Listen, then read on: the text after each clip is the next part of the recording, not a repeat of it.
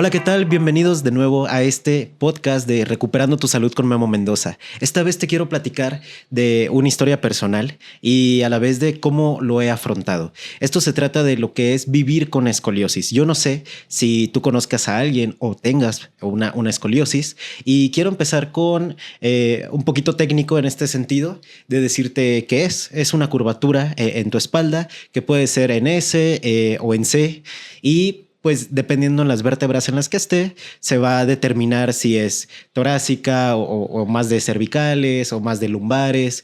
Y bueno, al final forma un ángulo de ángulo de Cobb que le llaman.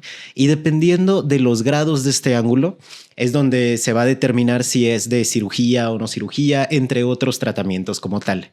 Hay diferentes tipos de escoliosis.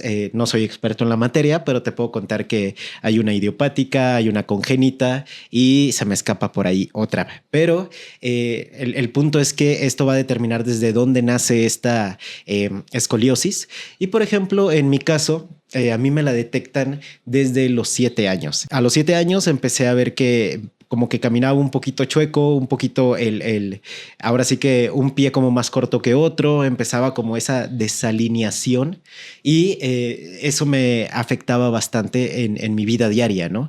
Porque por dolores principalmente, pero lo que pasó muy seguido con este tema de la escoliosis es que siempre me quedaba en el mismo punto. Déjame explicarte a qué me refiero.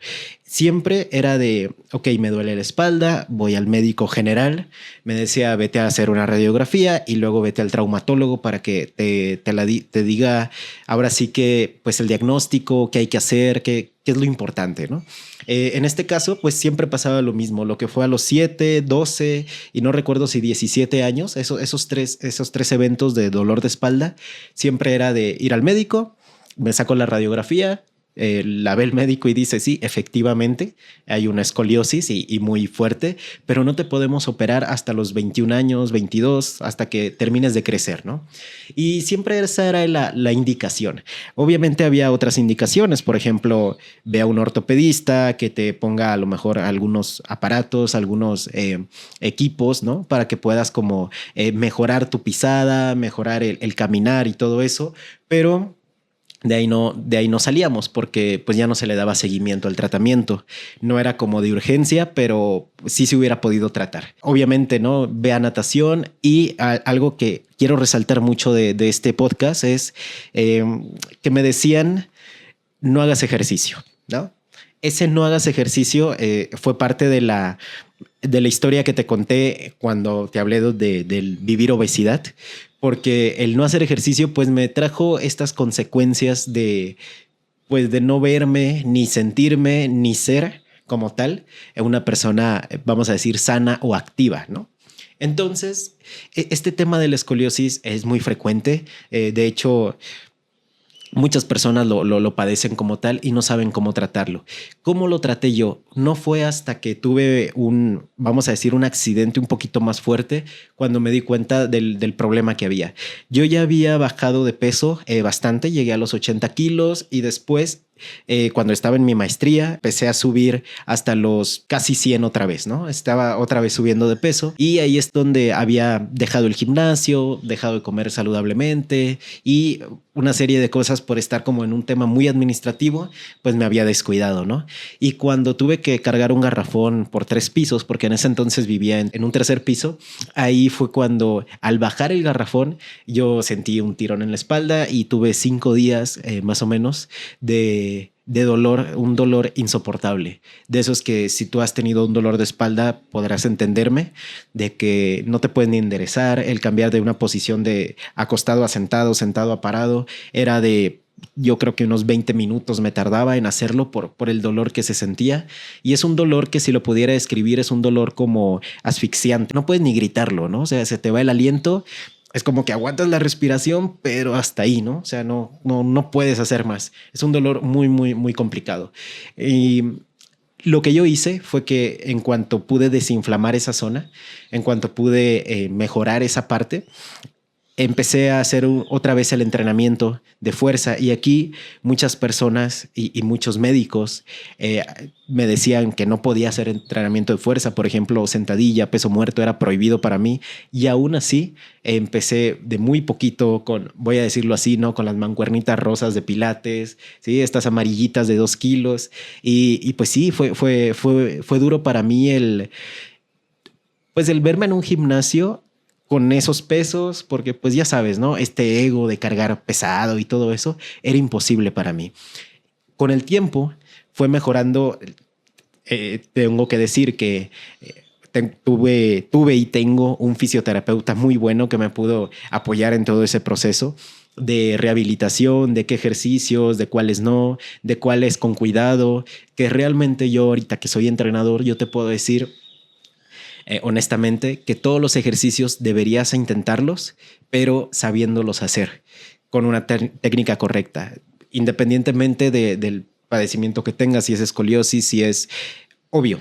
Vamos a hacer una recapitulación de todo esto porque no quiero darte un tip como tal de si tienes escoliosis o alguna lordosis o cifosis, ponte a entrenar, no pasa nada. No. Eso no es lo que quiero decir, sino que sí se puede, pero con una serie de procedimientos, una serie de herramientas, una serie de cuidados que debes de tener. Si no, no es posible. Pero también te quiero decir que en mi experiencia, gracias al entrenamiento, pude controlar y posponer esta cirugía. En mi caso, el ángulo de Cobb que te comentaba al principio es de 57 grados actualmente. Eso se supone que es una operación inmediata, es un criterio quirúrgico como tal. 9 de 10 médicos me decían, ya métete al quirófano. Te estoy hablando esto desde hace más de 8 años, que he vivido con estas consecuencias de la escoliosis como tal, y aún así me he podido mantener. ¿Qué quiero decirte con esto? Puedes acercarte a un profesional si tú tienes algún padecimiento estructural como esta cifosis, lordosis, escoliosis, y él te puede orientar de cómo sería la manera. Lo que yo te puedo aportar ahorita de entrenador es que mientras no haya inflamación o no haya un movimiento que cause inflamación, tú puedes intentar entrenar. Pero si estás viendo que se genera una cierta inflamación, ahí es donde debemos parar, ahí es donde debemos de ver qué pasa y a lo mejor hacer ciertos protocolos para desinflamar, que hay un montón. Pueden ser desde medicamentos, obviamente con tu médico, ¿no?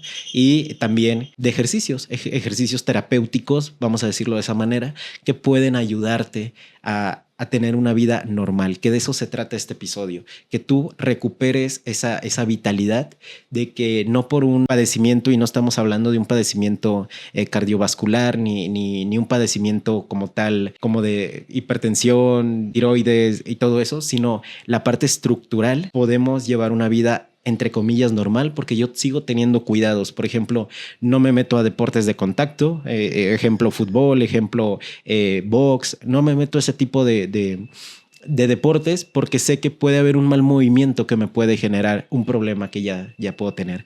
Pero el gimnasio como tal es tan controlado los movimientos que tú podrías sin ningún tema poder hacer los ejercicios con una buena técnica e ir mejorando en ese sentido. Espero que te haya gustado hasta aquí este podcast. No se trata de vivir con miedo, eso te lo puedo decir. No se trata de vivir con miedo de que me voy a lastimar, soy frágil. No, se trata de voy a buscar la manera de poder entrenar, llevar una vida saludable, una vida activa, una vida entre comillas normal. Es decir, no es que seamos diferentes como tal, pero sí hay ciertas condiciones o limitantes que debemos de tener en cuenta a la hora de movernos en cualquier área de nuestra vida. Espero te haya gustado. Nos vemos el próximo episodio.